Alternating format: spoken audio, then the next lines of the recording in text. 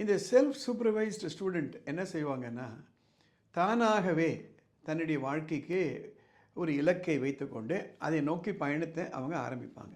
அதனால தான் இந்த செல்ஃப் சூப்பர்வைஸ்டு ஸ்டூடெண்ட்டுடைய பாதை கொஞ்சம் நாளானாலும் பர்மனெண்ட்.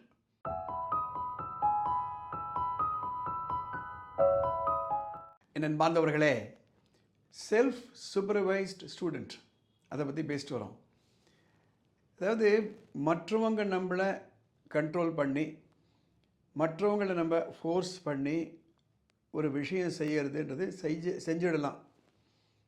பல ஆண்டுகளுக்கு முன்பு ஒரு குறிப்பிட்ட இடத்துல சில பள்ளிக்கூடங்கள், அந்த பள்ளிக்கூடங்கள் +1 +2 மாத்திரம்தான் இருக்கும். ட்ரங்கேட்டட் ஸ்கூல் சொல்லுவாங்க.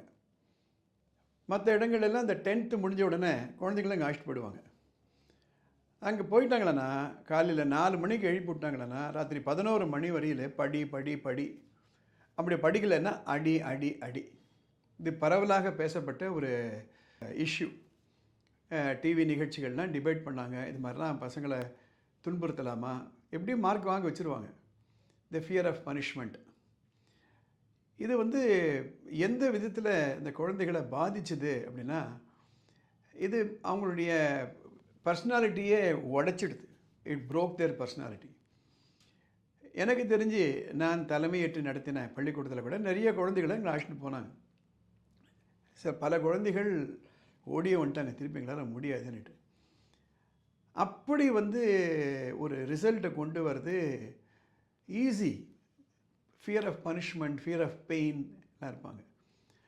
இந்த செல்ஃப் சூப்பர்வைஸ்டு ஸ்டூடெண்ட் என்ன செய்வாங்கன்னா, தானாகவே தன்னுடைய வாழ்க்கைக்கு ஒரு இலக்கை வைத்துக்கொண்டு அதை நோக்கி பயணத்தை அவங்க ஆரம்பிப்பாங்க.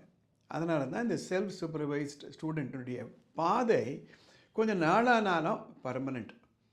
அது மேனிப்புலேஷன்னா அவங்களுடைய இஷ்டத்துக்கு எதிராக அவர்களை பணிய வைப்பது. இது தனக்கு தானாகவே தன்னையே தான் வடிவமைத்து கொள்வது. ஆனால் இந்த பாதை அவ்வளோ ஈஸியான பாதை இல்லை. நான் ஏற்கனவே சொன்ன மாதிரி ஒரு 3 months of reformation is required. அதுதான் இந்த ப்ராஜெக்டினுடைய மைய கருத்தை.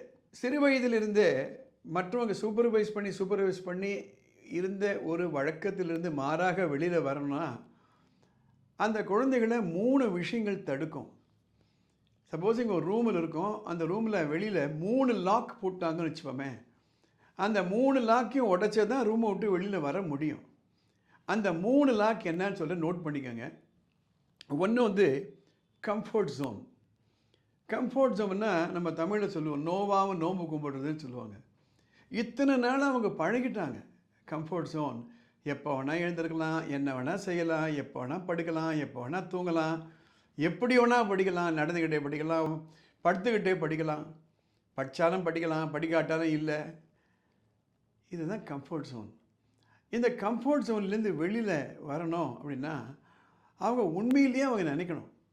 இந்த கம்ஃபர்ட் ஜோனில் இருக்கவங்க மனமும் இந்த மாற்றங்களை ஏற்றுக்க மாட்டாங்க. அப்படி ஏற்றினாலும் அரைகுறை மனசோடு பண்ணுவாங்க.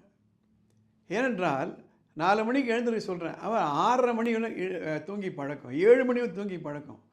சாயந்தரம் 6 மணி கரெக்டாக எல்லாத்தையும் முடிச்சுட்டேன், ஹோம்ஒர்க் எடுத்து பண்ணுன்னு நம்ம சொல்கிறோம். அவருக்கு அது பழக்கமே கிடையாது. வகுப்பில் இங்கே பார்த்து அங்கே பார்த்து பராக் பார்த்த குழந்தைகளை நேராக பாரு எப்படி சொல்லுது, ஒரு பெரிய transformation. So first is comfort zone.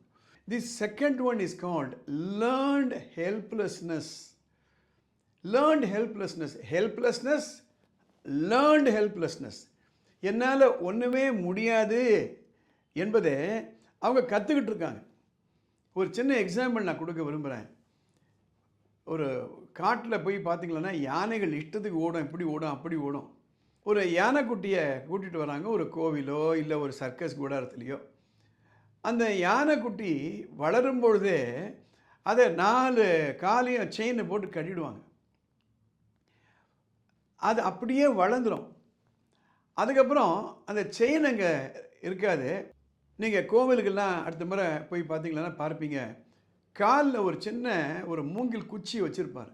அந்த மூங்கில் குச்சி அந்த யானைக்கு ஒரு தூசு தள்ளிட்டு போயிட்டே இருக்கலாம். ஆனால் அந்த மூங்கில் குச்சியை வச்ச உடனே அப்படியே நிற்கும்.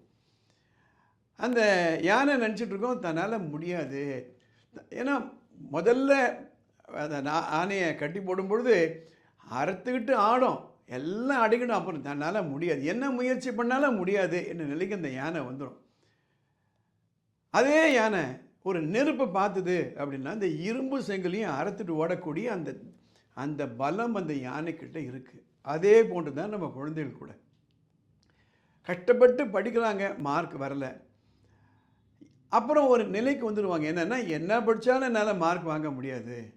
அந்த இடத்துல தான் நீ படித்த விதம் எப்படி, அதை நம்ம சொல்லி இப்படி படித்த, கான்சென்ட்ரேட் பண்ணாமல் படித்த, கான்சென்ட்ரேட் பண்ணி நீ படிக்கணும் என்று அந்த ஒரு சின்ன ஒரு சூட்சுமத்தை சொல்லி கொடுத்தா போகிறோம்.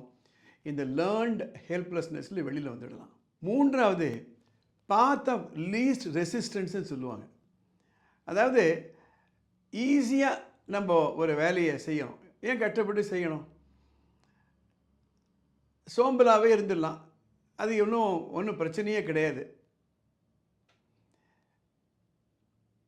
ஏதோ படித்தோம், மார்க் வாங்கினோம், இப்படி படித்து இப்படி ஃபாலோ பண்ணி ஃபஸ்ட் மார்க் வாங்கினோம். இது ரெண்டும் ஜஸ்ட் ஆப்போசிட் ஈச் அதர். ஆக பாத் ஆஃப் லீஸ்ட் ரெசிஸ்டன்ஸ்னால் எது எனக்கு சௌகரியமோ, எது எனக்கு ஈஸியாக செய்ய முடியுமோ, லீஸ்ட் ரெசிஸ்டன்ஸ். ரெசிஸ்டன்ட்னா எதிர்ப்பு. இதை செய்கிறதுக்கு எனக்கு எதிர்ப்பே தேவையில்லையே, தினம் நீ எப்படின்னா நடந்துக்கலான்னா எதிர்ப்பே தேவையில்லையே, அது மாதிரி பழக்கப்படுத்திடுறாங்க.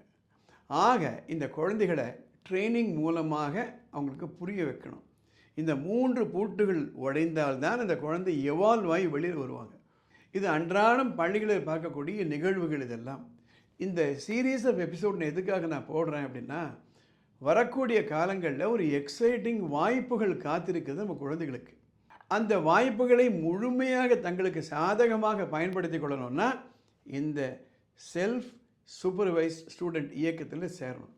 இந்த எபிசோடுங்களை பிடிச்சிருந்தானா லைக் பண்ணுங்கள், ஷேர் பண்ணுங்கள். அடுத்த எபிசோடில் பார்க்கலாம்.